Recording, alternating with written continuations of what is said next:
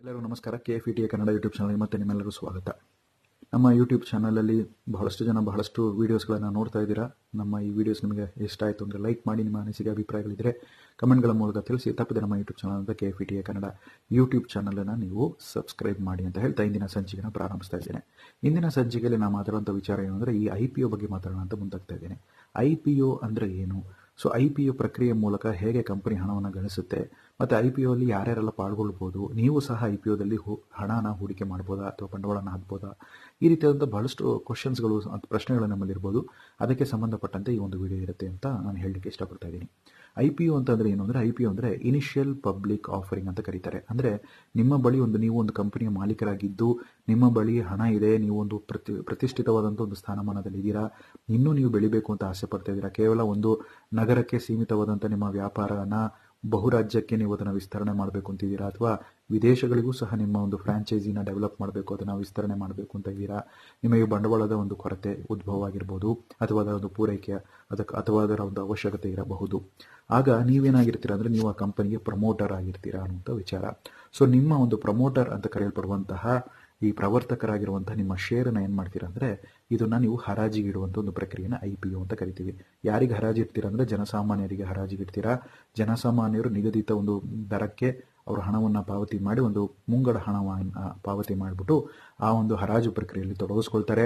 ಒಂದು ವೇಳೆ ಅವರಿಗೆ ಆ ಹರಾಜಿನಲ್ಲಿ ಆ ಒಂದು ನಿಮ್ಮ ಕಂಪನಿಯ ಶೇರ್ಗಳು ಲಭ್ಯವಾಯಿತು ಅಂದರೆ, ಅವರ ಮುಂಗಡ ಹಣ ಬ್ಯಾಂಕ್ ಖಾತೆಯಿಂದ ಕಡಿತಗೊಳ್ಳಲಾಗುತ್ತೆ.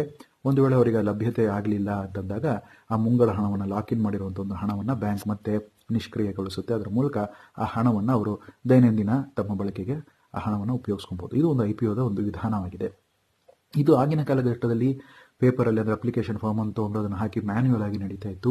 ಈಗ ಎಲ್ಲದೂ ಸಹ ಡಿಜಿಟಲೈಸೇಷನ್, ಕಂಪ್ಯೂಟರೀಕರಣದಿಂದ, ತುಂಬ ಗಣಕೀಕರಣದಿಂದ ಅತ್ಯಂತ ಸುಲಭವಾಗಿ ನಿಮಗೆ ನಿಮ್ಮ ಬೆರಳಿನ ಒಂದು ನುಣಿಯಲ್ಲಿ ಅಂದರೆ ಟಚ್ಚಲ್ಲಿ ಸಹ ಬೆರಳ ಒಂದು ಫಿಂಗರ್ ಟಿಪ್ಪಲ್ಲಿ ನಿಮಗೆ ಈ IPO ಪ್ರಕ್ರಿಯೆಯಲ್ಲಿ ನೀವು ಹಣವನ್ನು ತೊಡಗಿಸ್ಕೊಬೋದು ಅನ್ನೋಂಥ ವಿಚಾರ ಆಗಿದೆ. ಸೊ IPOಗಳು ಏನು ಅಂತ ಹೇಳ್ತಾ ಇದ್ದೆ ನಾನು, ಒಂದು ಕಂಪನಿ ತನ್ನ ಒಂದು ವಿಸ್ತೀರ್ಣ ಮಾಡಬೇಕು, ತನ್ನ ಒಂದು ಲಾಭವನ್ನು ಗಳಿಸಲಿಕ್ಕೆ ಅಥವಾ ಅದರ ಒಂದು ಆಪರೇಷನ್ಸ್ನ ಹೆಚ್ಚು ಮಾಡಲಿಕ್ಕೋಸ್ಕರ ಹಣವನ್ನು ಗಳಿಸಬೇಕು ಅಂತಂದರೆ ಈ IPO ಪ್ರಕ್ರಿಯೆಗೆ ಹೋಗುತ್ತೆ ಅನ್ನೋಂಥ ವಿಚಾರ. ಸೊ IPO ಪ್ರಕ್ರಿಯೆಗೆ ನೀವು ಸಾಧಾರಣವಾದ ಜನಸಾಮಾನ್ಯರಾಗಿದ್ದೀರಾ, ರಿಟೇಲ್ ಇನ್ವೆಸ್ಟರ್ ಅಂತ ಕರೀತಾರೆ ಜನಸಾಮಾನ್ಯರಿಗೆ. ಸೊ ನೀವು ಅದರಲ್ಲಿ ತೊಡಗಿಸ್ಕೊಬೇಕು ಅಂದರೆ ಏನು ಮಾಡಬೇಕು? ಸೊ ಈ IPOಲ್ಲಿ ಬರೀ ಜನಸಾಮಾನ್ಯರು ಮಾತ್ರ ತೊಡಗಿಸ್ಕೊತಾರೆ ಅಂದರೆ ಇಲ್ಲ, ಬೇರೆ ಖಾಸಗಿ ಕಂಪನಿಗಳು ಸಹ ತೊಡಗಿಸ್ಕೊಳ್ಳುತ್ತೆ, ಟ್ರಸ್ಟ್ಗಳು ಸಹ ತೊಡಗಿಸ್ಕೊಳ್ಳುತ್ತೆ, ಅಂದರೆ ಅಪ್ಲೈ ಮಾಡುತ್ತೆ, ಹೂಡಿಕೆ ಮಾಡುತ್ತೆ. ಮತ್ತು ಈ ಒಂದು IPO ಪ್ರಕ್ರಿಯೆಯಲ್ಲಿ ಭಾಗವಹಿಸುವುದರಲ್ಲಿ ಈವನ್ HUF ಅಂದರೆ ಹಿಂದೂ ಅನ್ಡಿವೈಡೆಡ್ ಫ್ಯಾಮಿಲಿ ಆಗಿರ್ಬೋದು, ಅಥವಾ ಖಾಸಗಿ ಕಂಪನಿ, ನಾನು ಹೇಳಿದ ಪ್ರೈವೇಟ್ ಕಂಪನಿಗಳು, ಪಾರ್ಟ್ನರ್ಶಿಪ್ ಕಂಪನಿಗಳಾಗಿರ್ಬೋದು, ಬ್ಯಾಂಕ್ಗಳಾಗಿರ್ಬೋದು, ಎಲ್ಲವೂ ಸಹ ಈ ಒಂದು IPO ಪ್ರಕ್ರಿಯೆಯಲ್ಲಿ ತೊಡಗಿಸ್ಕೊಂಡಿರುತ್ತೆ ಅನ್ನೋಂಥ ವಿಚಾರ. ಸೊ ಈ IPO ಪ್ರಕ್ರಿಯೆಯಲ್ಲಿ ತೊಡಗಿಸ್ಕೊಳ್ಳೋದಕ್ಕೆ ಮುಖ್ಯವಾಗಿ ಬೇಕಾದಂಥ ಒಂದು ವಿಷಯ ಏನು ಅಂತಂದರೆ, ಒಂದು ವ್ಯವಸ್ಥೆ ಅಥವಾ ಒಂದು ಸಂಸ್ಥೆ ಏನಿದೆ ಅಥವಾ ವ್ಯಕ್ತಿ ಆಗಿರ್ತಾರೋ ಅವ್ರ ಹತ್ರ ಡಿಮ್ಯಾಟ್ ಖಾತೆ ಇರಬೇಕಾಗುತ್ತೆ. ಸೊ ಈ ಡಿಮ್ಯಾಟ್ ಖಾತೆಯ ಮೂಲಕ ಅವರು ಈ IPO ಪ್ರಕ್ರಿಯೆಯಲ್ಲಿ ತೊಡಗಿಸ್ಕೊತಾರೆ. ಒಂದು ವೇಳೆ IPOದಲ್ಲಿ ಶೇರ್ ಅಲಾಕೇಟ್ ಆಯಿತು ಅಂದರೆ ಆ ಡಿಮ್ಯಾಟ್ ಖಾತೆಯಲ್ಲಿ ಬಂದು ಆ ಶೇರ್ ಬಂದು ಕೂತ್ಕೊಳ್ಳುತ್ತೆ. ಹೇಗೆ ನಿಮ್ಮ ಬ್ಯಾಂಕ್ ಖಾತೆಯಲ್ಲಿ ಹಣ ಬಂದು ಕೂರುತ್ತೋ, ಡಿಮ್ಯಾಟ್ ಖಾತೆಯಲ್ಲಿ ಶೇರ್ಸ್ಗಳು ಬಂದು ಕೂರುತ್ತೆ ಅನ್ನೋಂಥ ವಿಚಾರ ಡಿಜಿಟಲ್ ಆಗಿ. ಸೊ ಈ IPOದಲ್ಲಿ ಕೆಲವು ಬಾರಿ ಏನಾಗುತ್ತೆ ಅಂದರೆ, ಕೆಲವು ಬಾರಿ IPOಗಳು ಸಿಗಬಹುದು, ಅಂದರೆ IPOದಲ್ಲಿ ಶೇರ್ಸ್ಗಳು ಸಿಗ್ಬೋದು, ಕೆಲವು ಬಾರಿ ಸಿಗದೇನೋ ಹೋಗ್ಬೋದು ಅನ್ನೋಂಥ ವಿಚಾರ.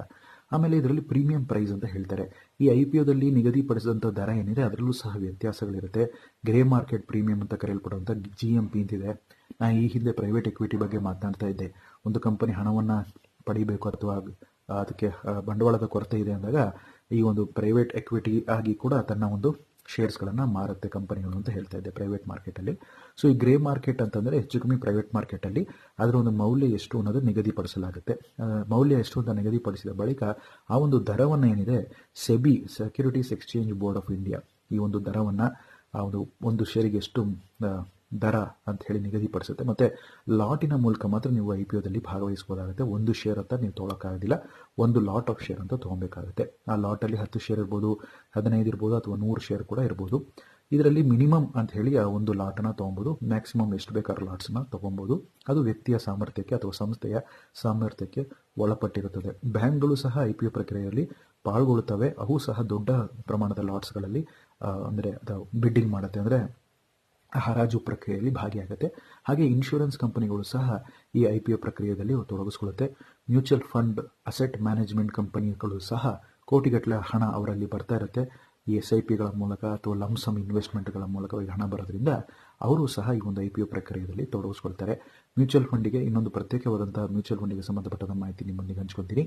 ಇದು IPOಗೆ ಸಂಬಂಧಪಟ್ಟಂಥ ಒಂದು ವಿಚಾರ ಆಗಿದೆ. ನಿಮಗೆ ಈ ಒಂದು ವಿಡಿಯೋ ಇಷ್ಟವಾದರೆ ಲೈಕ್ ಮಾಡಿ, ನಿಮ್ಮ ಅನಿಸಿಕೆ ಅಭಿಪ್ರಾಯಗಳಿದ್ದರೆ ಕಮೆಂಟ್ಗಳ ಮೂಲಕ ತಿಳಿಸಿ.